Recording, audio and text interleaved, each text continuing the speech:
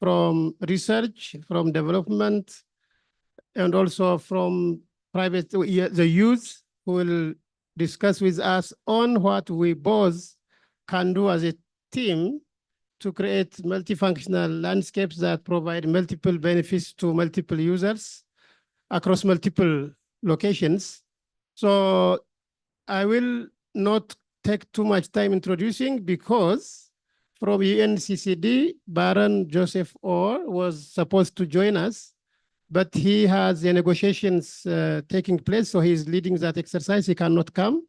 Ermias is delegated. He is CGIAR in one side. He has also another hat in the NCCD sections. He will tell us about that. So he will give us, because he has to go to another session. So he's asking me, you have to start on time, otherwise I'm going. So I have to reduce my introductory speech and invite Ermias to say a few introductory things on how research should align to the UNCCD agenda and beyond. Thanks, Ermias. You can come here. Yeah, I think I have a PowerPoint. Oh, do you have the slides? I have a few slides. Yeah. It's okay. Then why are you going to load them? Because I would like to show Baran or himself who he is, how he looks like, because I'm standing on his behalf. Yeah.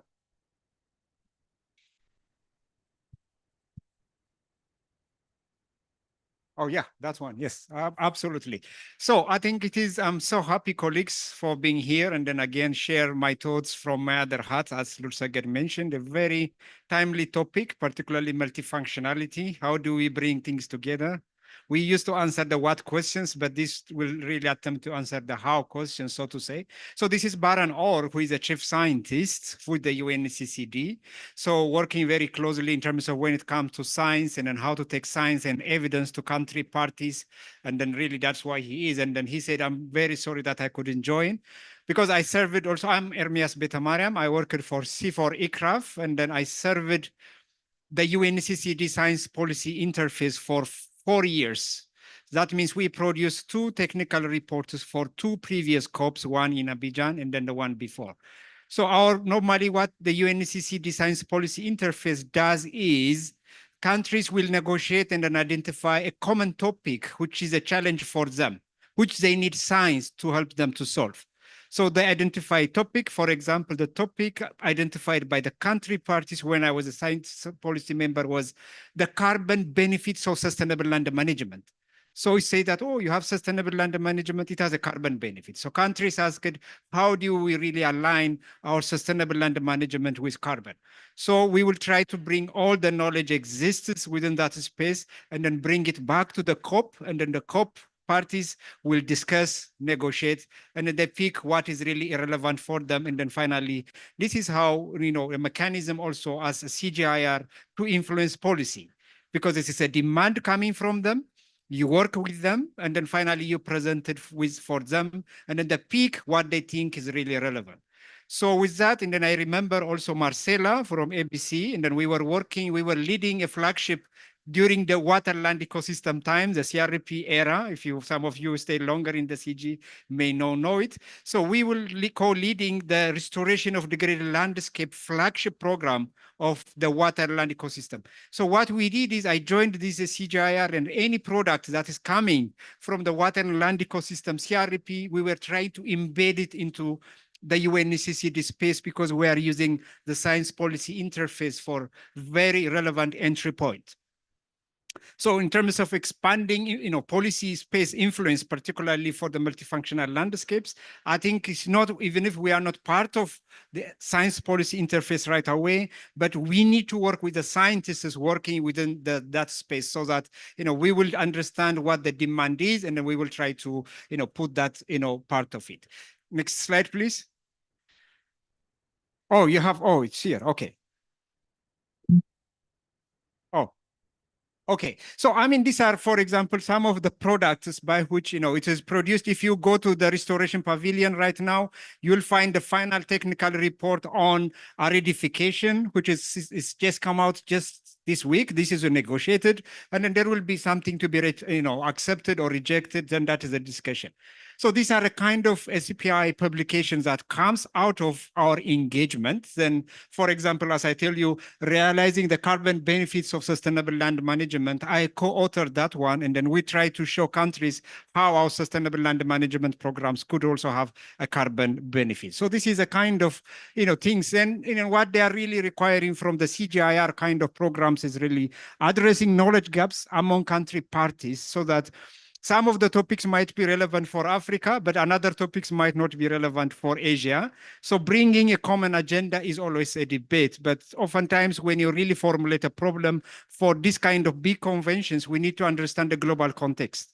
What does land governance mean for United States? If it is very relevant, they may not pick it, but it might be very pressing topic for Africa, for example. So there is a little bit of trade-offs and then fighting and identifying a common topic. But I think this is where I would say the CGIAR could really put their, footprints and then influence policy. And then I also served now, after serving for 4 years, then I graduated from SCPI, and then I applied for the Global Environmental Facility, GEF, to be the science technical advisor for their investment on land. So it's called GEF-STAP. So I'm a member for the last 6 months, and then my role is supporting the land portfolio of the Global Environmental Facility, and then I evaluate at least 10 project proposals submitted to the GEF by the country parties, by agencies. Like, one of the opportunity I would see even for the CGIAR is really try to work with the GEF and then get accreditation, because it is a space which is oftentimes filled by UNDP and then several accredited institutions like African Development Bank, South African Development Bank. They don't have much projects. And then if the CG wanted really have a proactive role, really giving accreditation with the GEF, like the way it is with the GCF, would be really interesting. So the STAP really have these 5 pillars, which I really think that is a very important to have a transformative projects. And then one is capacity for change, governance and policies, multi-stakeholder dialogue, innovation, science, and then where we are, and then also financial leveraging. And then this topic is talking about finance. That's why I will be throwing a couple of points, and then I will stop my presentation. So I was in the finance space, particularly including GEF and GCF. And then oftentimes we say that what I like about this session is that bringing the 3 Rio Conventions together. I think the best place to bring the Rio Conventions together is at a national and then at a project or a landscape level. If you bring them a global space, it is very crowded, and then it might be really not a very feasible thing. If it works, because that's how it functions on the landscape level, because we have the farmers, we have the agriculture, biodiversity, climate, water, you name it, community, they are all happening there. If they are not really working at the national level, if you talk about why don't you bring the 3 Rio Conventions together at a global level, which is a mess, it is very impractical. So for me, it should be bottom-up pressure by which it could come. The same thing with also financial systems need to also work together. GCF is supporting climate. GEF is also supporting climate, but they are 2 different entities. How do you really convince them that they work together in programs and projects? So during the previous climate COP, they agreed, GCF and then GEF, and then by now they have some pilot projects by which both are funding the same project. And then the exemplary project which is happening is in Uganda, which is under its development, and then it would be interesting to contribute also that it is a very new. If you are interested, I will connect you with the Uganda team. And the cattle corridor by which GEF is putting like 4 million or 6 million, and then GCF would like to put like 70-something million, so that they are really now bringing together for land. So this is the first convention, in fact, COP that GCF came and then asked people about GCF, and then most of the land people, they don't know them. So they were very scared because they are in the climate space. So in general, I think the climate finance is well established, but the biodiversity and the land is not. So that's why I think it would be interesting challenge for us. So how do you really establish financial system for land and biodiversity component of the 3 Rio Conventions is a challenge even for the financial sector. Because what is the benefit of the biodiversity benefit of sustainable land management? They don't know anything how to measure. But for the climate, you can measure carbon in the soil, carbon in the biomass, mitigation, adaptation. You can be entitled for money. But the other conventions are a little bit not well established. And then donors like the bank and the others, you're saying that they're so much interested on numbers. If you look at it like the drought, the economics of drought, economics of land degradation, they are all interested to hear numbers, not about the magnitude of the problem. So as much as possible, our language should be very quantitative. What is the cost of inaction? What is the cost and benefit? What's the return on investment? I think those kind of things would be extremely interesting. And then I think we need to strengthen those sides. Yes, I mean, for an example, the UNCT said, right now we need like $1 billion a day for land and droughts. Oh, how? Where is it coming? Is that a language that they want to live? Then how to increase risk appetite for donors? Because nature-based solutions, sometimes the benefits could come after 10 years, sometimes after 15 years. It's not about getting benefit, it's also avoiding risk. But I mean, convincing the donors, because they always want to see, cost-benefit analysis. So how do you really measure the intangibles and then convince them to have a little bit of appetite? I call it, risk appetite or donors' appetite to invest in a project is where you don't have a concrete figure to show them they are profitable. So most of the donors now, they are mentioning the climate COP, very interesting this year for the CGIAR at least. We have these 3 Rio Conventions, and then what do we learn from each one of them? And then triangulate them would be very interesting. Because the climate COP, I think decision article 6.4 about talking about carbon, and the UNCCD is also talking about carbon. So carbon is going to be, believe it or not, one mechanism by which you are really attracting money than before. But how? That will be for us to look at it. And then, one last statement which I heard today with the Islamic Development Bank and then all the donors and then GF including, they are saying that there is more funding than, bankable proposals. I was a bit surprised for that. And for them, what is the good proposal could be which shows a lot of financial feasibility. But the way I see it, particularly in this COP, I think the MENA region is going to be geographically very interesting for the CGIAR because so many players are coming between now and the next COP.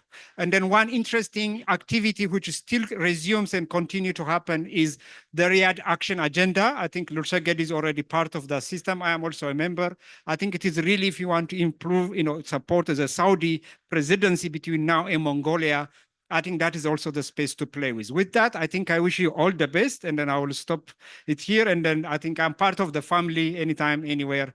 And then I'm very happy to take any ideas or any thoughts then after. Thank you very much, Lursaged, for inviting me.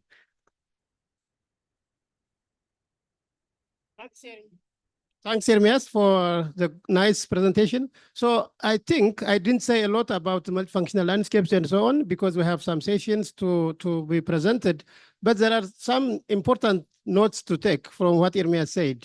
Number one is getting the numbers right, because there are a lot of numbers about land degradation, about the cost, about the non-action, action. So at some point, we really need to form a consortium of expertise to have those numbers right, and also our way of communication. If they say they are, trying to fund the resources, non-bankable or less bankable projects, then that means there is an issue. So we have to really, as CGIAR and our development partners, we have to work together to really be up to the challenge to provide the science, the metrics, the indicators, and also to assure them that their investment will not be lost completely because of the gains that will bring. For example, risk avoidance is important. Instead of degrading and trying to bring it back and investing millions and millions, reserving those from the beginning is critical. So with this, we will go to brief presentations consecutively by Natalia. And there is a video, sorry. I think there is a video. Okay, sorry. So we will see the video about the landscapes that I have not said. So we'll listen from those, and we'll have 2 short presentations. Let's see the video.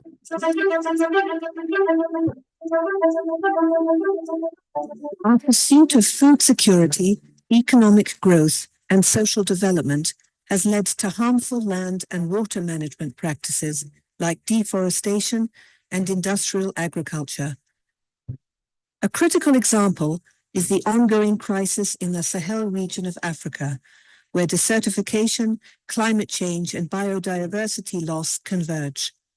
Declining grazing lands and biodiversity force farmers and pastoralists to abandon traditional practices, fueling food insecurity, economic hardship, and conflicts over land. The United Nations Convention to Combat Desertification estimates that 24 billion tons of fertile soil are lost annually. Globally, 1 million species face extinction within decades due to human activities, with climate change a key accelerator, according to the Intergovernmental Science Policy Platform on Biodiversity and Ecosystem Services. The Convention on Biological Diversity, the UN Convention to Combat Desertification, and the United Nations Framework Convention on Climate Change are known as the Rio Conventions. They were established at the 1992 Earth Summit to address three interrelated environmental challenges: conserve biodiversity, promote sustainable use, and ensure the equitable sharing of benefits from genetic resources. However, biodiversity loss continues due to habitat destruction, climate change, and overexploitation. The UN Convention to Combat Desertification focuses on combating desertification, land degradation, and drought in dry lands. Its goal is to achieve land degradation neutrality by restoring ecosystems and promoting sustainable land management. But growing pressure on land due to population growth, unsustainable practices, and climate change make this goal difficult to achieve. Funding gaps and weak governance further hinder progress. The UN Framework Convention on Climate Change works to stabilize greenhouse gas concentrations to prevent dangerous climate change and supports countries transitioning to low-carbon economies. Despite international progress, current commitments are insufficient to limit global warming to 1.5 centigrade degrees. Political resistance, economic costs, and social inequality continue to challenge the transition. Addressing these challenges in an integrated manner, such as through multifunctional landscapes, can help protect biodiversity, restore land, and mitigate climate change simultaneously. Agroforestry, for example, integrates trees into agricultural landscapes, enhancing biodiversity while supporting production. Wetland restoration restores critical ecosystems that act as natural water filtration systems and carbon sinks. Sustainable agriculture promotes long-term soil health and reduces chemical inputs through practices like crop rotation and organic farming. By preserving habitats and maintaining ecosystem functions, multifunctional landscapes create environments where humans and nature coexist. These landscapes offer a sustainable path towards environmental and socio-economic resilience. Joint delivery on the Rio Conventions is essential for the resilience of multifunctional landscapes. These efforts ensure environmental sustainability, ecosystem productivity, and economic opportunity while promoting social equity. Holistic solutions and impact indicators are critical for monitoring and sustaining multifunctional landscapes. Agriculture and food systems have already altered over 75% of the world's land, polluted 2/3 of our oceans, and damaged 85% of wetlands. Restoring land ecosystems and reducing environmental degradation could generate annual economic returns of $125 to $140 trillion, 50% more than the global GDP in 2021. To achieve these benefits, we must improve landscape planning, governance, and business opportunities, and strengthen policies and social equity. Evaluating performance through well-defined indicators, will ensure actions are sustainable and foster cooperation. Policymakers, investors, and stakeholders must prioritize multifunctional landscapes as a pathway towards sustainability and resilience. By investing in these landscapes, we can address biodiversity loss, combat land degradation, and tackle climate change while supporting sustainable livelihoods. A commitment to multifunctional landscapes will accelerate progress towards a greener, more resilient, and equitable future for all.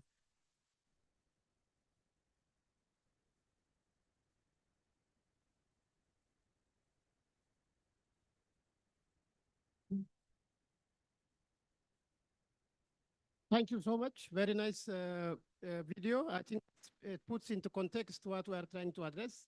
And thanks, Kargele, for leading the development of this video, Fiona as well. So now I think based on these narratives, we have now CGIAR is trying to reorganize itself, and there are some programs, 8 programs, and among the 8 programs, one is multifunctional landscapes. So this discussion is to see how we develop our research in tandem with the development organizations to address the global challenges.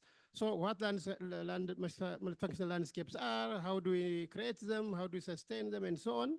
Now Natalia will give us a short presentation. Natalia is from Alliance. She's scientist, one of the key scientists in the agrobiodiversity and multifunctional landscapes area. And you can introduce yourself as well before you start. Natalia, thanks. Hi, thank you everyone. And thank you for being here after lunch and a long week. I will try to be light and short. Okay, so yes, Natalia Estrada Carmona, scientist from Colombia, but currently based in Montpellier.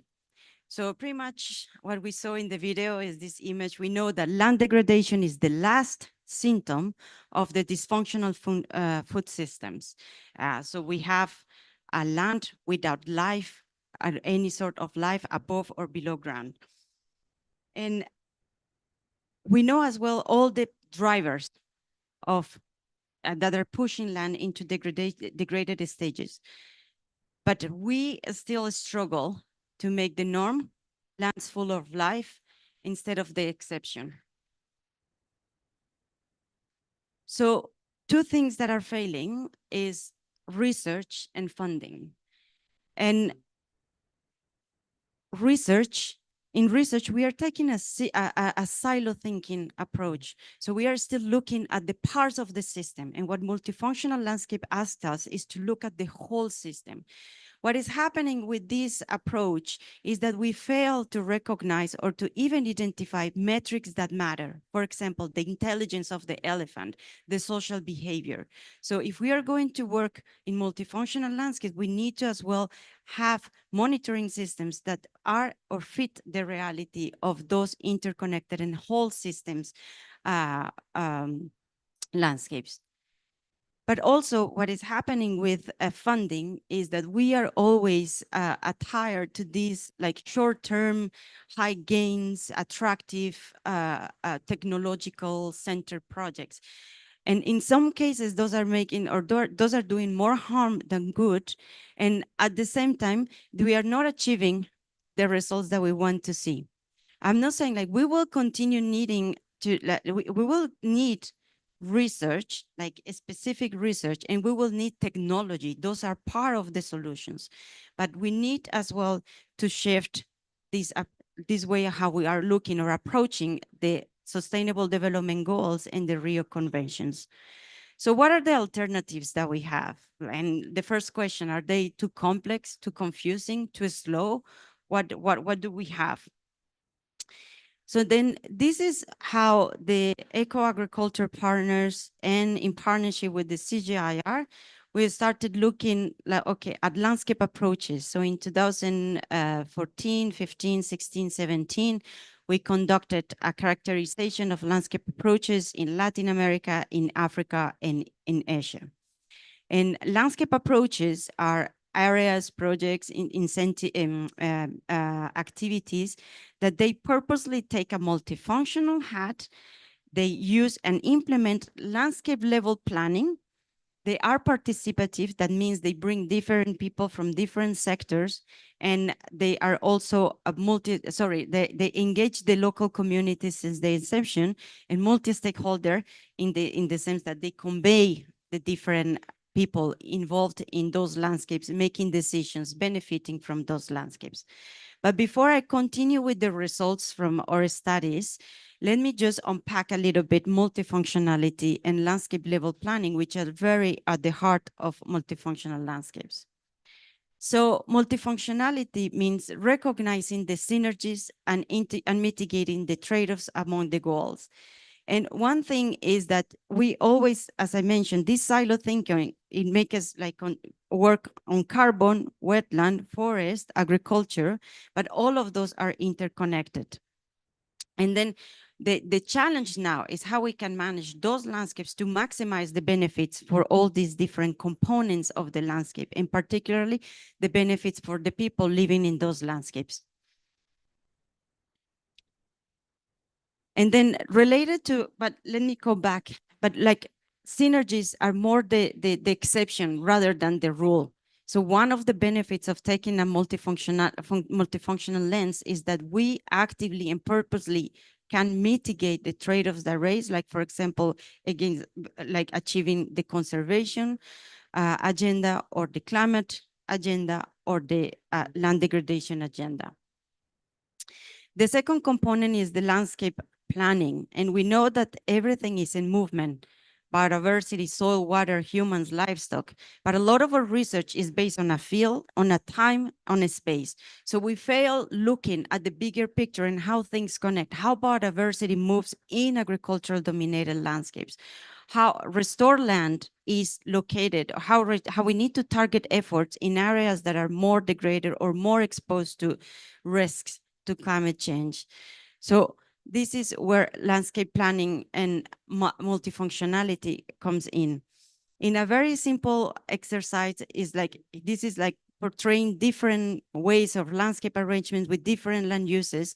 And here is clear, like if we want to maximize the functionality in terms of carbon, biodiversity, and restoration, and the people and the cultures in those landscapes, it will be difficult to have the one or to sustain this trend or this idea that the one size fits all. But if we come in with the multifunctionality, with the planning, those are the means or the vehicles that we can maximize or contribute to these different agendas. So now let me come back to the example of those different landscapes. And in this particular case, when we ask and when we interview the practitioners that were implementing those landscape approaches in these different contexts, they were mapping or reporting activities related to conservation, sustainable agriculture, governance, and livelihoods, and at the same time, outcomes along those two. So what we learn is that actually, like, people is going through the hurdle or the process of taking this more holistic and, let's say, like, complex way of achieving multiple goals.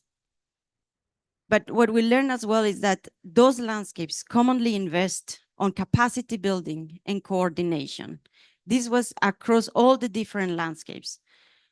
We also learn that time is critical. Participatory, including communities, local communities, since the inception or the design of the initiatives, was also one of the other factors that was explaining performance. Those landscapes that were better described, meaning the context in terms of like challenges on climate, biodiversity, social, political, they were also those landscapes that perform better. That means that we understand better the reality of those landscapes. And those landscapes that have diversified portfolios, so they invested on conservation, they invested on sustainable agriculture, they invested on governance, they invested on livelihoods, they also perform better. And particularly those that had or reported investments that were related to social justice or contributed to social justice. And finally, we found like key gaps. And among those, there were like partners that are missing or that are not supporting as we should these locally led efforts in most of the cases. And two key partners include the international organizations like the private sector in research for development. And a key role that these organizations can play is connecting those landscapes and the people with sustained funding, and at the same time, developing effective monitoring systems that are relevant for tapping into those funding. So in this session, so I would like to push and also hear people perspective in terms of how is the crazy ideas of how we can better connect people. And in particular, based to what Lutzeket said, is that how science can connect landscapes and communities at the forefront of those different challenges with the long-term funding and finance. And just as a note, those landscapes, when we say long-term funding, is that those landscapes that perform better, they had more than 9 years of conveying people, of planning, of understanding the reality, of doing intervention. So it's clear that with the 2-year projects that we have, we fail to support those communities or to provide the continuity that is needed. The partnerships, another point is the partnerships that support landscapes and their inhabitants in achieving their maximum multifunctional. We found that those landscapes are by nature very multifunctional, but other ones tend to be very sectoral. So, or they tend to continue focusing a lot on agriculture or in conservation. So how can we work with those landscapes to achieve their potential in multifunctionality, but particularly reporting to these different conventions and the sustainable development goals? A fourth point is how we can do collective action for timely achieving. So we know, as Lutzeket say, we are failing. We are failing bad. We need to change. We need to change the way how we do science. We need to change the way how we partner. We need to change the way how we, as well, allocate the funding. And finally, the point is not the last, it's one of the most important one, is how that money can enable the backbone processes that enable those landscapes to function and to persist.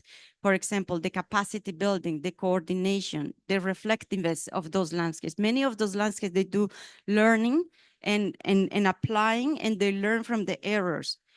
But then it's very difficult to write a proposal that says I'm going to invest on that, or I'm going to invest on capacity learning.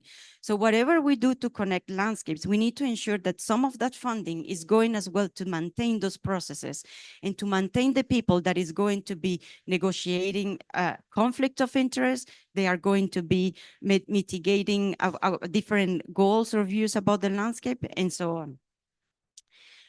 So with that, it's clear that multifunctional landscapes are a good way. People are doing it. They are taking place across the different contexts. We have a lot to learn from the people that are doing it and implementing systems thinking. They are and bringing people with different views. But now I think we need to speed up our process. We need to come up with a better plan than the dinosaurs to achieve all the conventions and the sustainable development goals. With that, I will thank you, and I will pass to the next person. Thank you so much. Thank you very much, Natalia. So she has summarized nicely what multifunctional landscapes entail. This is about the synergies and avoiding trade-offs. It's optimizing gains between conservation, production, and restoration objectives. And also it is about partnership, collaboration across the whole landscape spectrum, because in the landscapes, there are different land uses and users. Because of that, there are conflicts in use, in gains, in benefits, in management, and so on. So the whole thing should be brought together.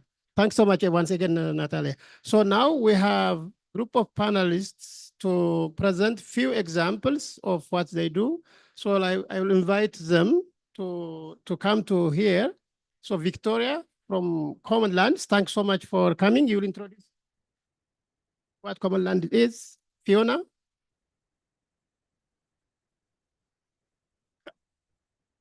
Ben? Cargill?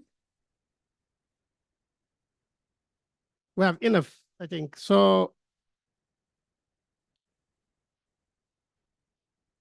So we will provide some insights on your experiences, lessons, and so on.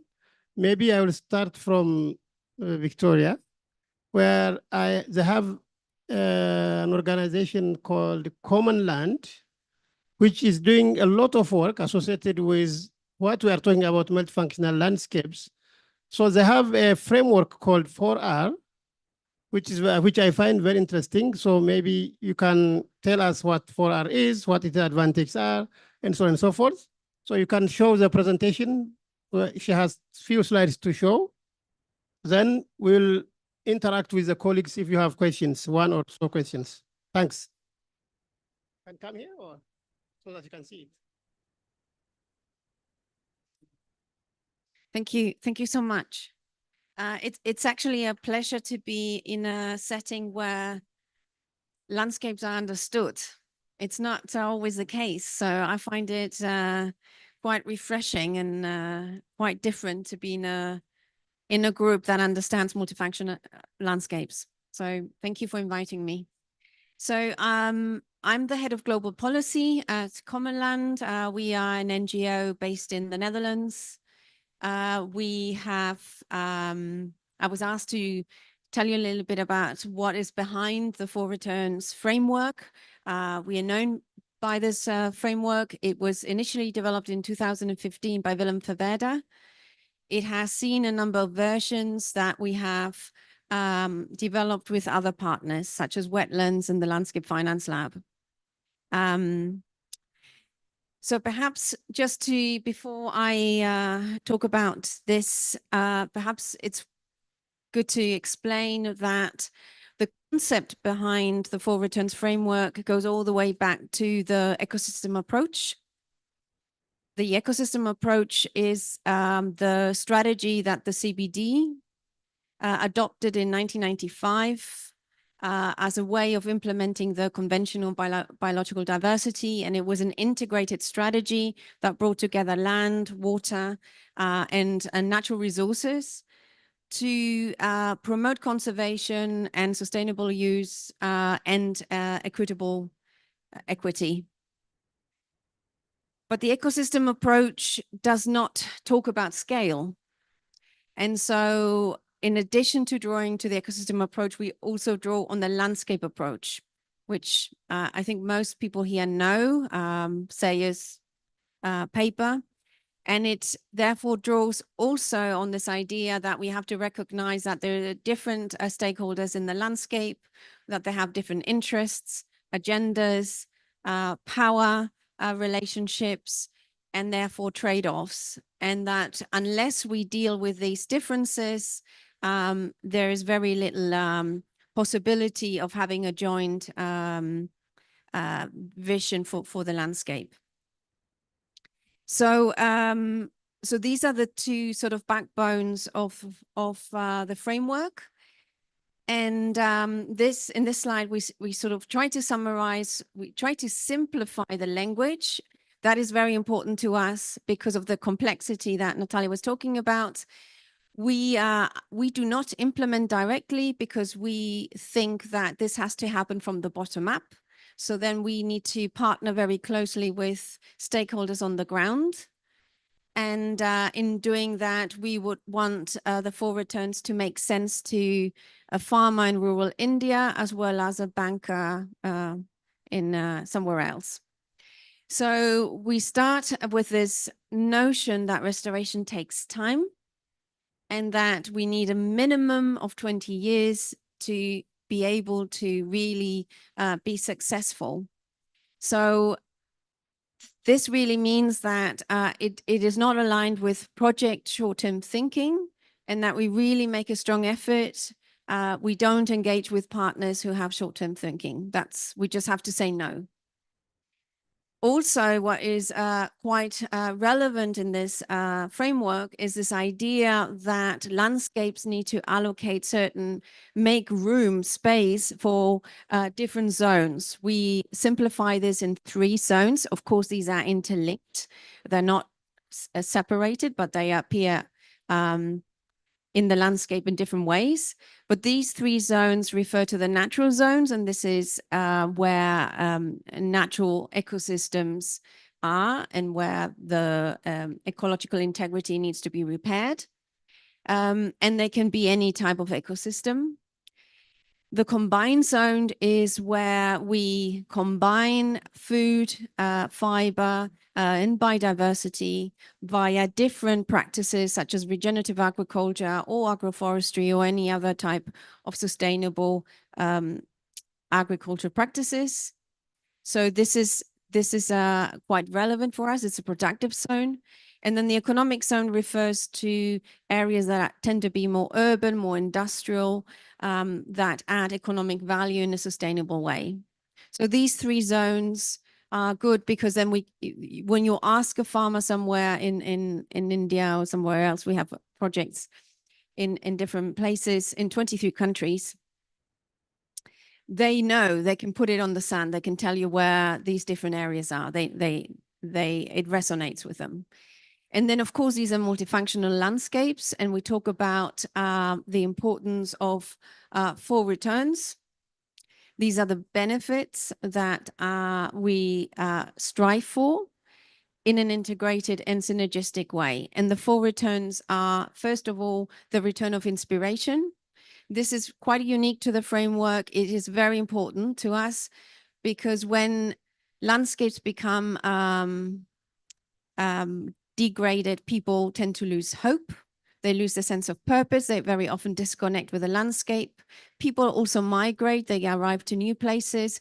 So there is a disconnect from the place or people. So it's also a sense of belonging to a group. Return of inspiration is very important to drive action on the ground and particularly into the future. So we see it as the engine. Social returns, that of course is defined differently by different landscapes, but it has to do with social resilience, community building, etc. Natural returns, natural capital, biodiversity, ecological integrity, and the financial return, of course, is to bring a lively and prosper economy. And then we also refer to the importance of seeing a restoration as a process.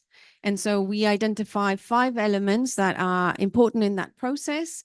And they begin with bringing people together and establishing a partnership that needs to be able to understand each other. And they need to be able to develop a shared understanding.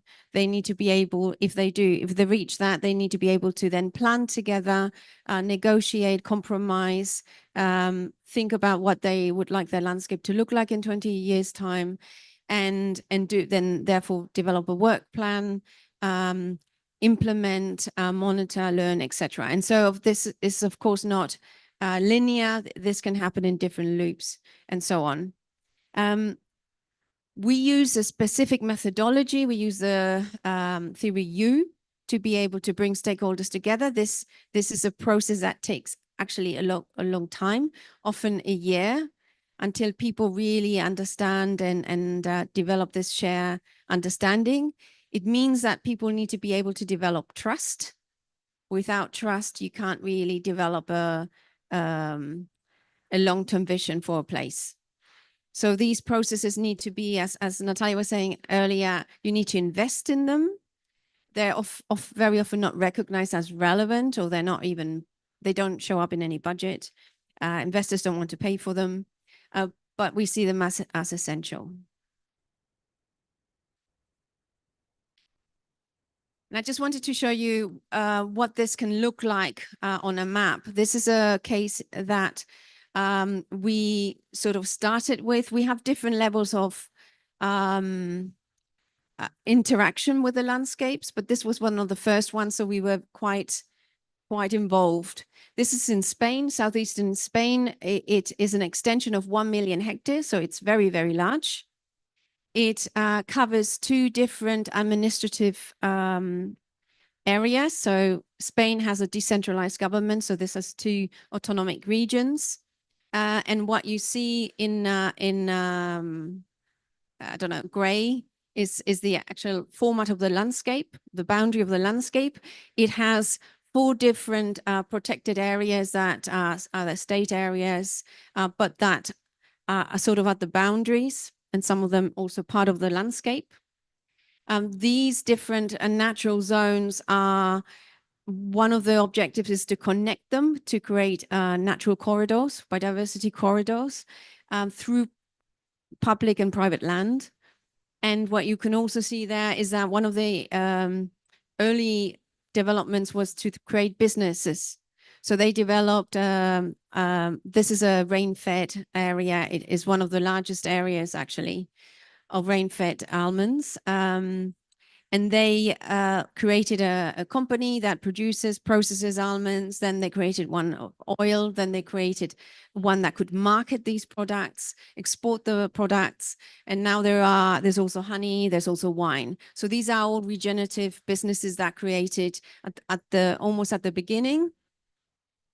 But also you can see the R's. Those are all farms where natural regenerative agriculture is practiced. And you can see those little houses are all the processing centers. So it's actually quite distributed across the landscape.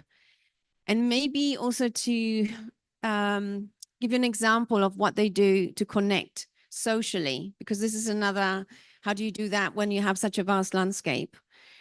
What we notice is that because they develop these long-term plans, that gives them the opportunity to really think ahead and invest in themselves. So they come up with these very creative ways of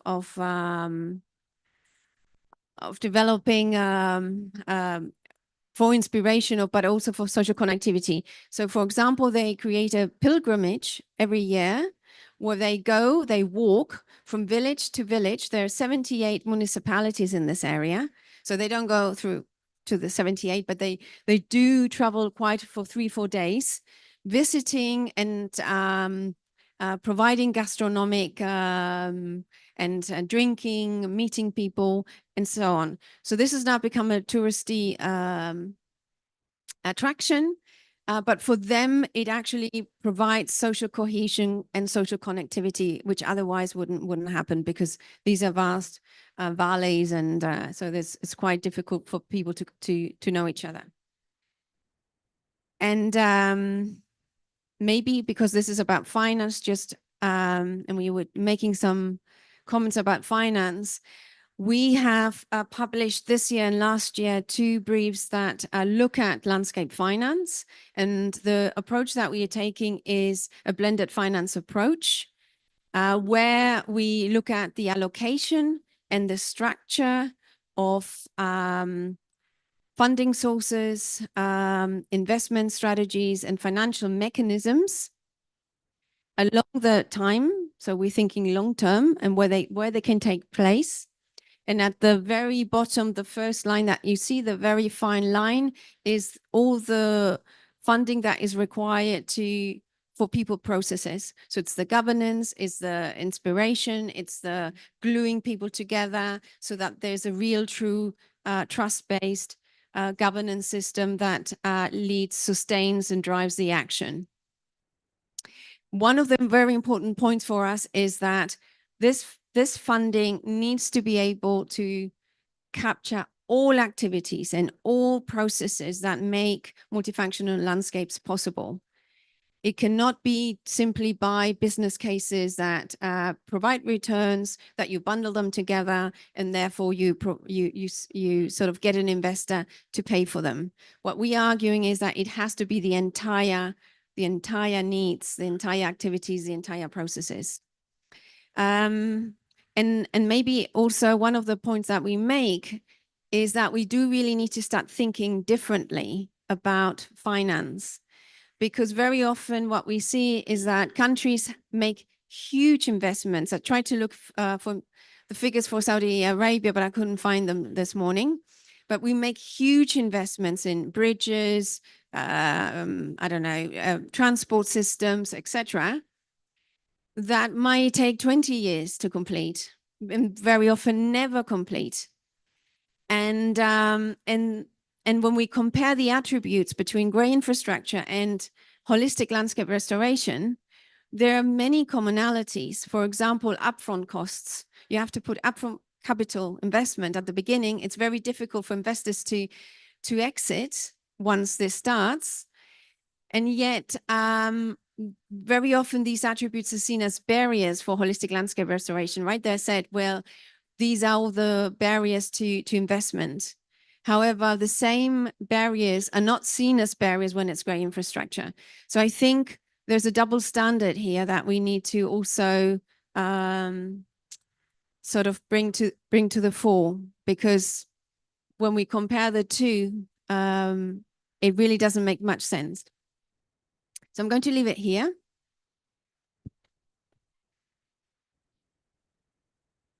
Thank you very much, Victoria. Very nice. You can. So we do adaptive learning. We can adapt a little bit. So you can remain there. You can remain there because adaptive learning. Because now Ben will have also one slide so that instead of going and coming, Ben can show one slide. The next slide. Thanks, Victoria, again. Very nice, very applicable, and also very relevant to what we are doing. And maybe we will have some questions and answers. I have one question for you. Yeah, thanks. Hi, my name is Ben Irwin. I work for the Global Green Growth Institute. I've worked for the last 30 years in sustainable land use management, and I now lead the Ethiopian program for sustainable land use management for CGIAR. I just want to talk about, this is my one slide lecture on the key drivers of sustainable or successful land use management. And I come at this from a land manager's perspective rather than a scientific perspective. My training is in agricultural management, conservation management, and forest management.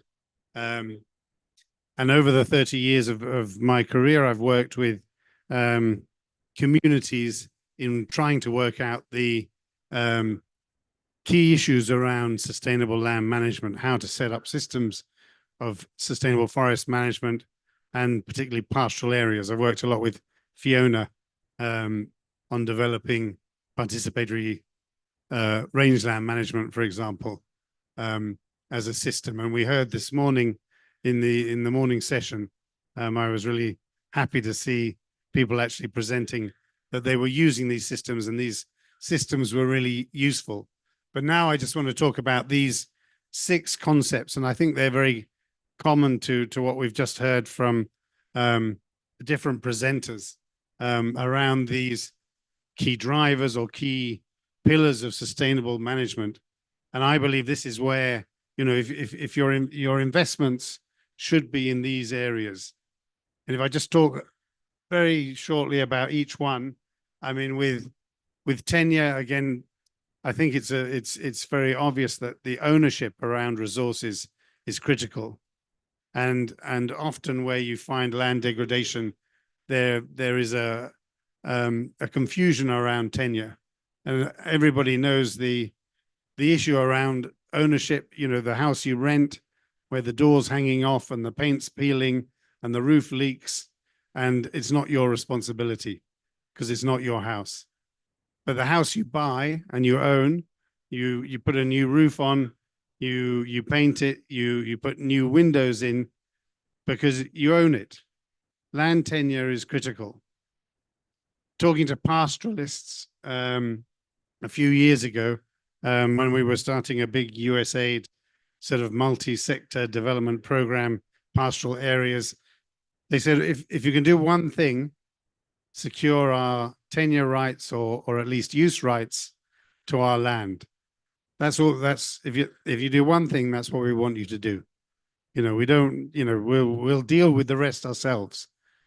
Our critical problem is tenure insecurity. So tenure, investment in tenure has to be part of our programming. Planning, again, with planning, I think it's an issue of making the link between the land use planners and the land use and the land users. or the resource managers. And again, you see a lot of top-down planning, a lot of national land use plans or regional land use plans, and communities or farmers or pastoralists are given their land use plan. Somehow we've got to connect planners with land users through decentralized planning, through participatory planning techniques and technologies. Partnerships, again, it's been mentioned about working together, but critical to this is government and community partnerships. I've been impressed to see the level of partnership that's been built around the CGIAR partners all working together now. That for me is a relatively new and very positive reaction to the Rio Conventions that talked about people working together, trying to reach consensus, trying to reach collective impact by pooling skills, pooling resources and knowledge.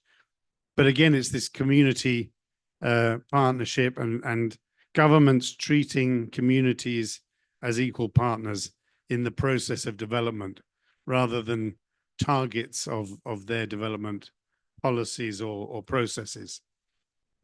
Economics, again, has been mentioned several times today. And looking at land use economics, from individual and household incomes all the way through to sort of sectoral profitability between forestry or agriculture or conservation. We need to use the sustainable finance mechanisms, results-based payments for environmental services, all of these, if you like, in the bundle of climate finance. Again, investing in clarifying and increasing the access to sustainable finance and results-based payments for communities and for areas that are really shifting to sustainable management. So there's a reward, to make sure that the balance between economics, unsustainability is often driven by short-term economics. So we need to look at economics as a key area. Participation has been talked about a lot. And of course, that's all about opening opportunities for everybody to be involved in all the steps in the process. So from planning through implementation, through monitoring, whether that's action research or participatory research, participatory science, people need to be involved. People have the right to be involved and people want to be involved. So let's involve them more and more and more and more, find new ways. And I think this is particularly relevant to young people, because ultimately, if they're not involved, they're going to be the custodians who take over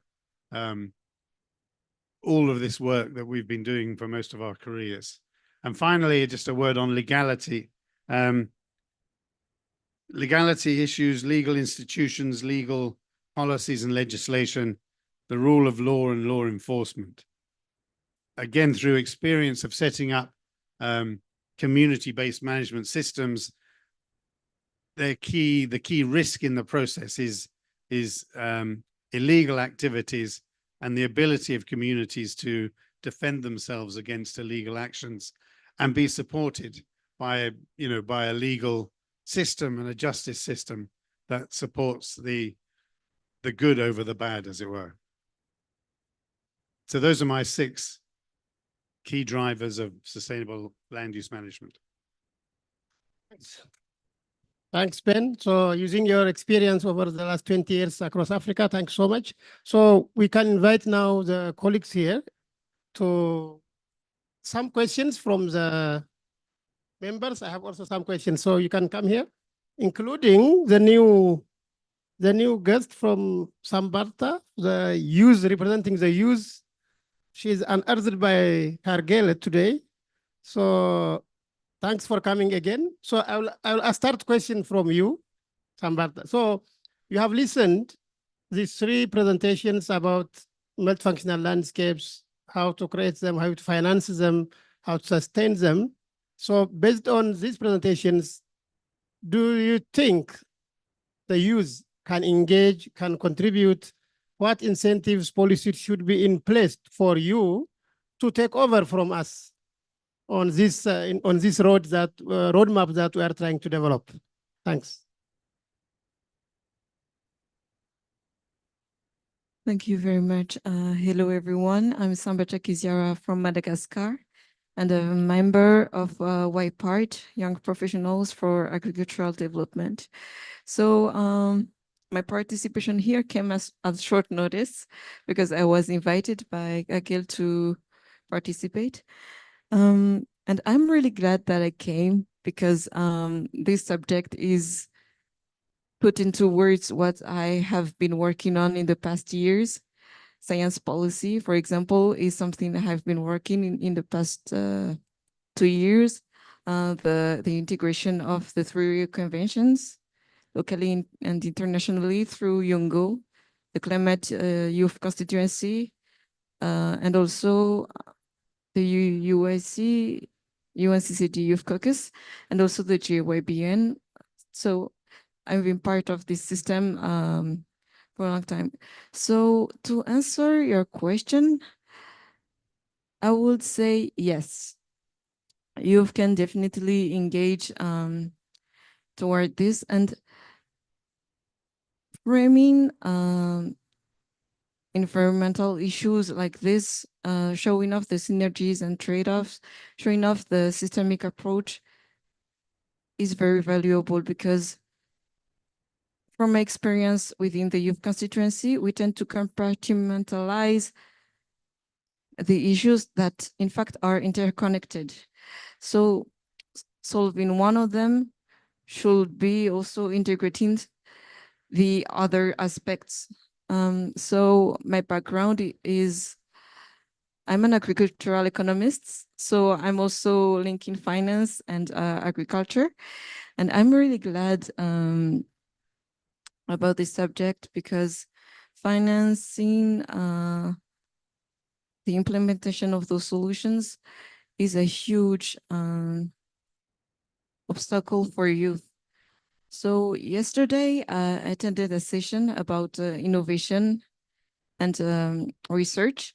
And one of the key points we raised was the obstacle of implementation of research results by youth. So apart from simply giving the financing, we also look at ways to have the financing self-generated. So most of the projects in developing countries, when they end, the effort ends and the systems that have been put in place stops because the funding is not there anymore. So the model that we suggested that them is to have self-generating activities in order for the solutions to be pertinent to other generations. I may have left, there are so many things I want to say, but I cannot remember them all. Maybe, yeah. That's short for me. Thank you very much. I love this one. Thanks a lot. I think this is very good. Maybe we'll have other questions to follow up. So that's very good. Thanks so much. We have to create incentives and entry points for the youth so that they can contribute. Some of them, the digital technologies, the engagements and so on. Maybe sometimes agriculture is being taken like a hard job, a dirty job, and so on. So we have to find a way of incentivizing the youth to engage in those. If you have questions from the colleagues for the panelists, then I will come to Cargill for one more question. Any questions for them based on the reflections they have provided? Okay, very good, Pauline. Thank you very much. My name is Paulina Upla. I'm with the Alliance Biodiversity and SIAT. I wanted to ask Victoria, on the landscape in Spain. Spain has been pretty hard hit by different climate change impacts in the few recent years. And I was just interested in if there's already some evidence from this particular landscape that perhaps they're more resilient against different impacts, and if there is, if this can be used as some kind of a further promotion to scale these kind of approaches. Thanks.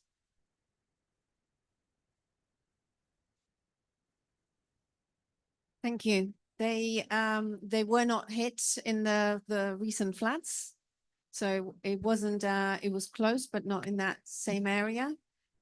But I think what we are observing is that there is increased resilience because all the agriculture is rain-fed. So that means that there will be years where they do better than others. But diversification is very important in this landscape. So by diversifying, by creating strategies where they can become more resilient. For example, they last year created a machinery bank of highly specialized machinery that they use so that they don't have to invest themselves, but they share it. So that already means that they have extra funding for something else. So working together does help in so many different ways, right? But we need to, I was talking earlier to Natalia, we need to get data. We need to get more data to really make a strong case. I've seen so many landscape restoration projects in the tropics and that have failed, or where people talk about what is happening as a project. But to hear people to talk about it from a sense of pride, I think is already very telling. So that is something that you can see. They are proud. So I think it's, but we need more data. Yeah, maybe a follow-up question to Victoria also from my side. So you said we have to wait for about 20 years or so to form that engagement for sustainability and so on. Is that mean that restoration yields meaningful, change after within 20 years? Because even within 1 year, we can have some change within 2 years. So is it not better to have a cumulative? No, if we say we have to wait 7 years, even then it will disinterest the others. So even 1 year, we may get something. Second year, more. Third year, more. And then, so when we communicate this kind of information, maybe we have to include that type. So maybe I wasn't clear. I wasn't saying that we have to wait 20 years. What I was saying is that we need 20-year commitments to the restoration process, and that we need to move away from this short-term thinking. For them to know that they have 20 years means that they have space for innovation, for creativity, for commitment. They invest in each other, build relationships. But of course, changes, you can see changes. Yeah, so you don't wait. Yeah. Very good. So one question from my side for Ben. So one of the 6 elements you have raised is tenure. So tenure is important, we have to consider, but what do we do with it? Tenure, for example, in Ethiopia, land is owned by the government. In Malawi, it is owned by individuals and the chiefs have the right to do whatever. So in tenure, is there anything we can change?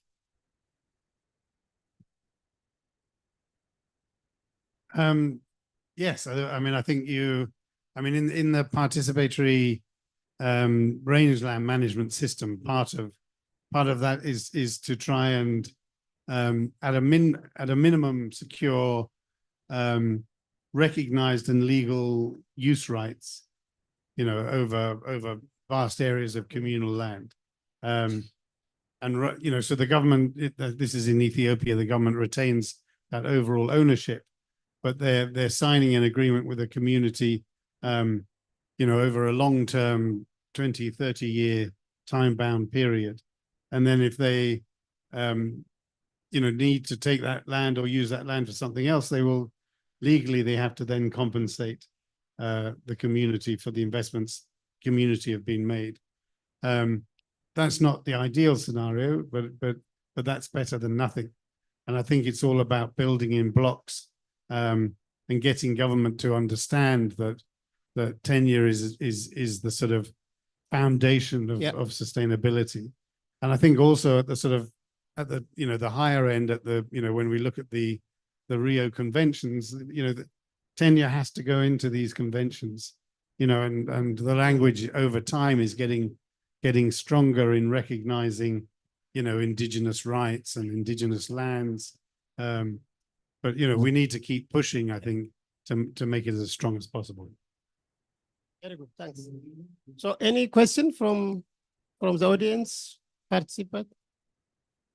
So maybe, Cargill, you are leading the big platform that brings together most of the environment and biodiversity related CGIAR agenda, and you are participating in these big events and so on, and you are here since like last week, and you moderated and you led and presented in so many of those events.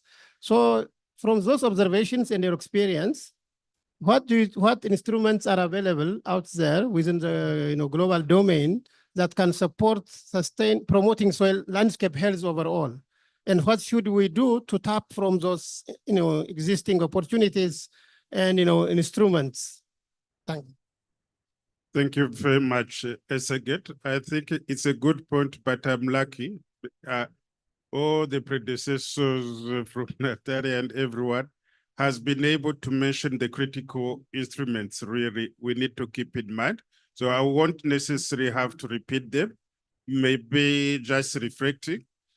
As we talk about, for instance, the Convention on Biological Diversity, we know that of recently, the international community has come together and agree on what we call the Kunming-Montreal Global Biodiversity Framework with a certain number of targets, goals, and so on.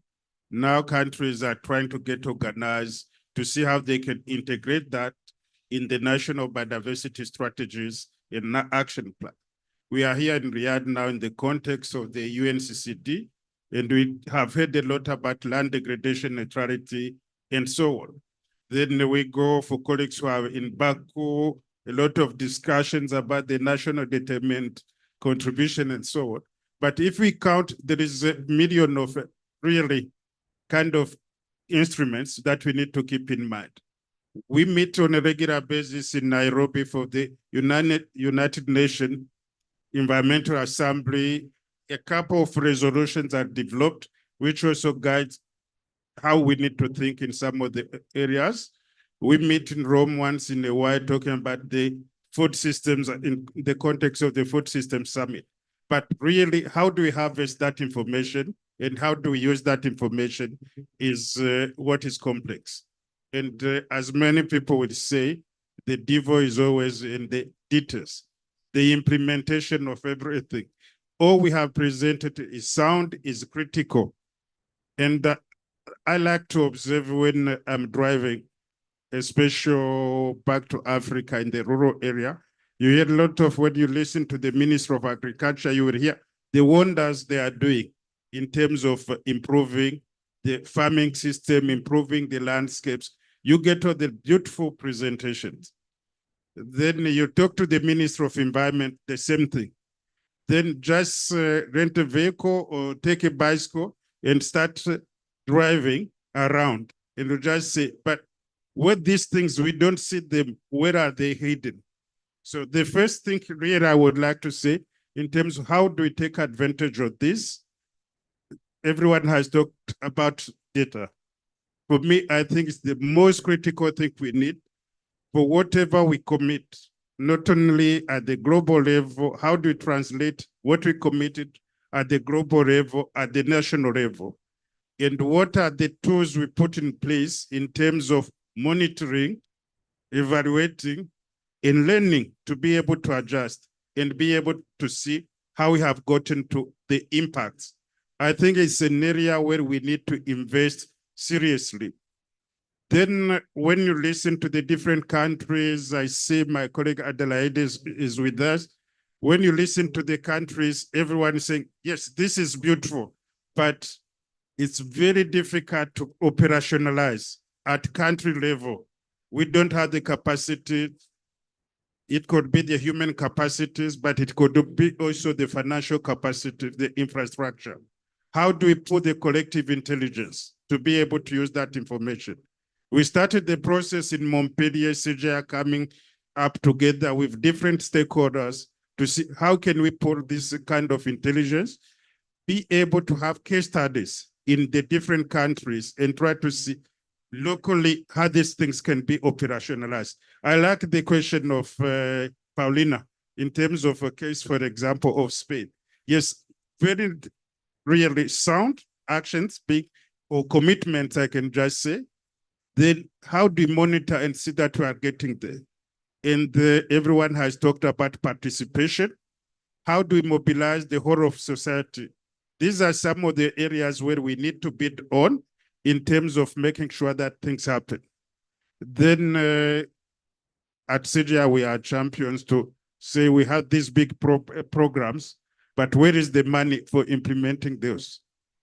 If it becomes very difficult for us with the huge network we have at the global level, I can tell you that for some countries, it becomes a nightmare. So what kind of systems we can put in place in terms of working with the countries, trying to mobilize and improve the access to fundings? I was discussing with some people with the the Green Climate Funds, and someone was saying, all countries have easy access to this money, but countries in Africa are struggling. For what reason? Because in majority of the cases, when they develop the projects, they want to put the indicators that allows them to win the next election. So what can we report in terms of food security, in terms of poverty reduction, in terms of health? And they forget about the other component that, yes, we must achieve those, but we have to make sure that we also don't jeopardize sustainability in terms of environmental sustainability, biodiversity, and the economic gains. Because they are not able to put the indicators that are climate sound, they are not able to get the money. And I have been telling some of the colleagues, you can easily put the climate relevant indicators and you will still be able to achieve your development goals. Make sure that you design it in such a way that it takes you to the development goals, but you are able to put up front the climate indicators. That is the same thing when we talk about the Global Biodiversity Framework. Everyone who was in Cali heard it. All the countries are saying, where is the capacity to implement? Where is the means to implement? Emias Elliott was talking about the Global Environmental Facility. They are now the one who will be overseeing the Global Biodiversity Framework Fund. But they have already told us that countries are really struggling to come up with the proposals that are sound for the Nagoya Protocol. They are able to do things, but if you ask them to raise money related to the Nagoya Protocol, simple is not there. How can we, again, mobilize the capacity within CGIAR, but also our strategic partners to make those things happen?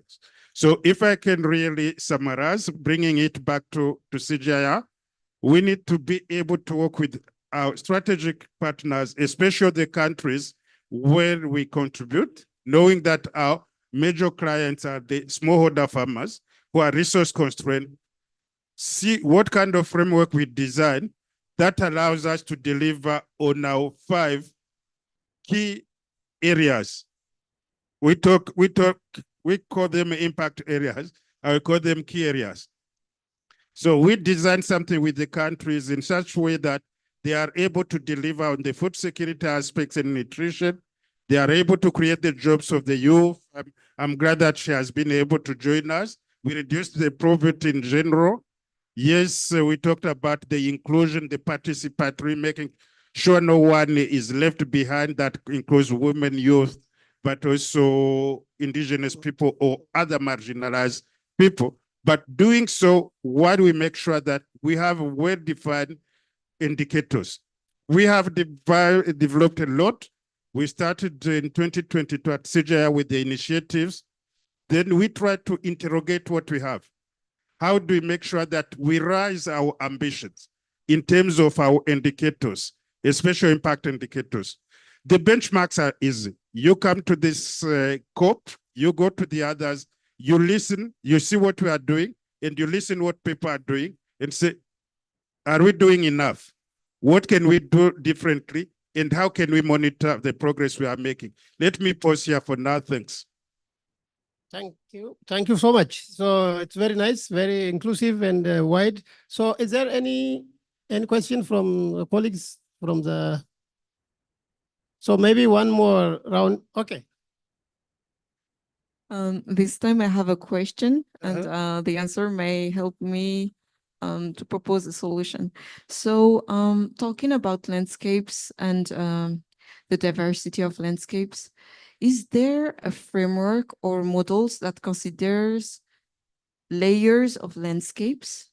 What I mean is that, for example, we have seen she has mentioned the zones, for example, the natural zone, the economic zone. And is there another model, for example, taking natural zone, considering all the natural dynamics, and then the economic and social zones, considering the people dynamics and the economic dynamics, and also the where is money created, where is money circulated, towards what are people going forward. This is because yesterday I attended a session about youth innovation, as I told you, and the examples they showed is they are making sensibilisation, awareness in universities. Yet in my countries, only few people reach universities. Most people stop at primary school. And for us in rural areas, if you want to have youth, it's not at school. It could be at markets, weekly markets, because people from the surrounding areas meet every week at the markets. And if you have to do awareness, for example, it's at the markets, not at school. And picturing the landscape this way may provide us entry points and the opportunities to integrate youth and also other stakeholders to achieve our goals. Thank you very much. Thank you so much, Sambarta. So, Sambarta, who wants to? Victoria. Thank you.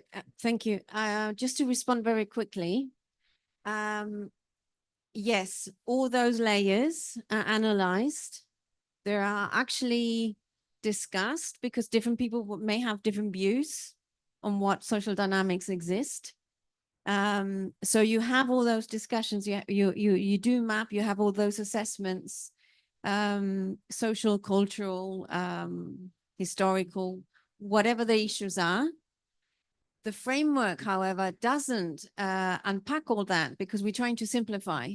We're trying to go to different landscapes which may look very differently and be able to begin a conversation. You then have to unpack each of those components and becomes very complex, but you cannot start with the complexity because then you want to really allow them and then they drive all that process. They know what the landscape looks like. So all that is included. Can I just, I would also just, I mean, I had a slide that had a very simplistic version of the layering, you know, which is basically a GIS system, where you put a layer of forest management, a layer of agricultural management, a layer of, of settlement and infrastructure, roads, and so there's a way of building up all that information within a geographical information system, a GIS system. So you can split it into single layers and then combine it into one layer. So there are lots of ways to do it. Maybe that will be your next research project. Yeah, so I think it's good. So landscapes, we can have the framework Victoria showed, maybe one, but there can be different. It's defined with the community, how big it is, how far it should go. Sometimes smaller area, sometimes bigger area, and the layering and so on can be defined with the community in a participatory way and based on the actors, the players within the landscape. So sometimes it can be simplified, so it can be complex to manage. On how we approach it may vary. Thank you very much. Yeah, and just to share some of the experiences or like the different ways of defining and delimiting the boundaries of the landscapes. It changed by country. And in some countries, they have legal figures. They will have, for example, the biological corridors that are around biodiversity, the mancomunidades that they are around water. But it's not like they include water as a main component at the starting, but then they start including the other components. And in this process, the boundaries sometimes can be static, but sometimes they also evolve. So then embedding that is why embedding the communities since the beginning and the knowledge about their landscape and how the landscape works is very important, because it will be depending on the different context, the different entry point, the different political context as well. So yeah. Thanks, Natalia. So I have two questions. One is to answer when you go home. One is here. The one we want to answer when after going home is, we have a challenge. The climate people have a very good narrative and they are getting a lot of money, at least commitments. We are short of, so what should we do? That's our assignment. The question here is, we have a very complementary team here. We have the common lands, the use, the GGI, the research. And we failed to achieve the SDGs because of failure of partnership in one way or another. We have to admit, we don't work together, we don't collaborate, and we compete in many ways. Instead of competing, if we do things together, instead of sharing 1 million around, we could have 3 million, for 5 can be better to achieve. So now we have 3 organizations here.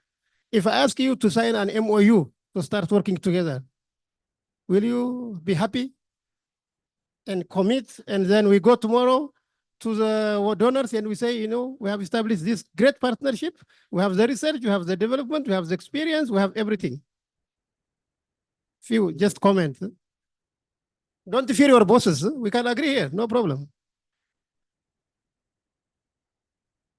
I mean, I in my presentation, partnership was one of the pillars. So I would say yes. Same. So we work in partnership. There isn't a single organization that can deliver on all of this.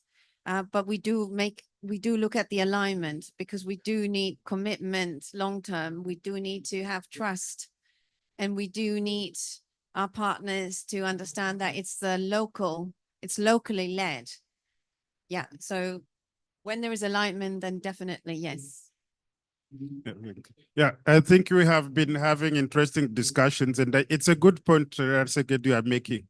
But I don't think we will ever get there if we don't get to those formal agreement. I think there is a lot of collaboration, but it goes from an individual to another. So when the person leaves, then you somehow get disconnected. And it's what we are trying to probably formalize. There is no one. There could be someone I have not recognized.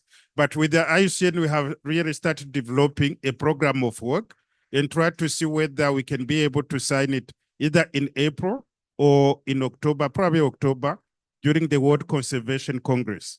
And I think with Common Land, we have started talking to each other since West Virginia in June. And I do believe we can reach some process. In that, we really need to work towards formalizing some of those agreements. There is a lot to be done. We will never get shortage of what to do. We just have to bid on the comparative advantage of each of us to make the difference. Thanks. I don't know if I can talk in the name of all youth, but for the youth in the environmental space, nationally and internationally, the answer is yes. And we actually advocate for that inclusivity and engagement between generations and organizations. I can give an example in my country. I'm actually the co-founder of the National Youth Alliance on Biodiversity, Climate, and combating desertification in my country.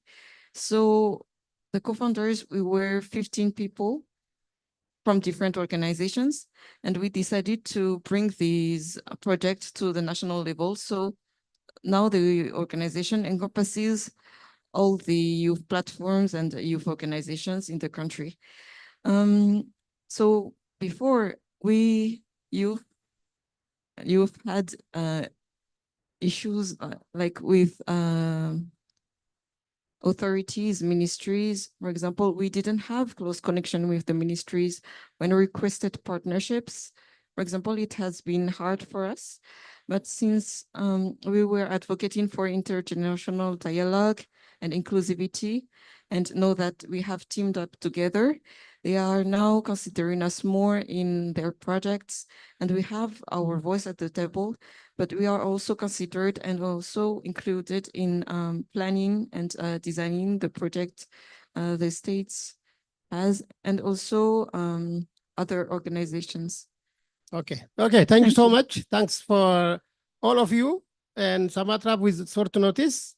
And Victoria, even though she has a conflicting meeting session of her own, she came here respecting our invitations. Thank you so much. Thanks, Ben. Thanks, Karga. Thanks all.